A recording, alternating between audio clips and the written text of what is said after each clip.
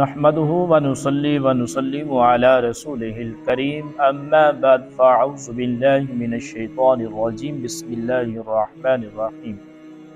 آج ایک اہم ہی پیغام جو اللہ اور اللہ کے رسول نے فرمایا، ایک میں حدیث پڑھ رہا تھا، یقیناً اس حدیث نے مجھے رلا دیا۔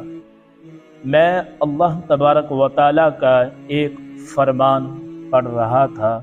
اللہ تبارک و تعالیٰ نے فرمایا، یہ حدیث بخاری شریف میں موجود ہے، میں حوالہ بھی دے سکتا ہوں۔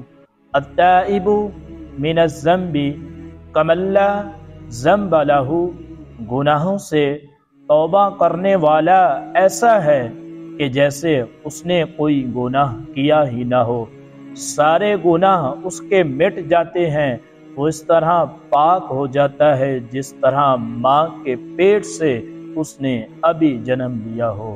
دیکھیں اے مسلمان بھائیوں، دیکھیں اللہ کی رحمت کتنی وسیع ہے، اللہ اپنے بندوں پر کتنا مہربان ہے، اللہ کتنی شانوں والا ہے۔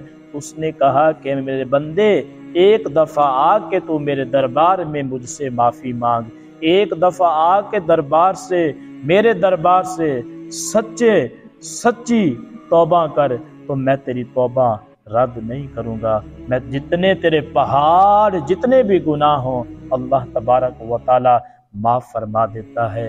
ارے نادانو، آئیں رب کے دربار میں۔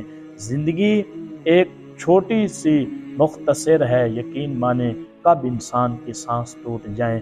آج سے نیت کر لیں کہ ہم نے کوئی گناہ نہیں کرنا، ہم نے اللہ تبارک و تعالیٰ کی عبادت کرنی ہے، بس اس حدیث پر عمل کریں، آگے پیغام شیئر کریں۔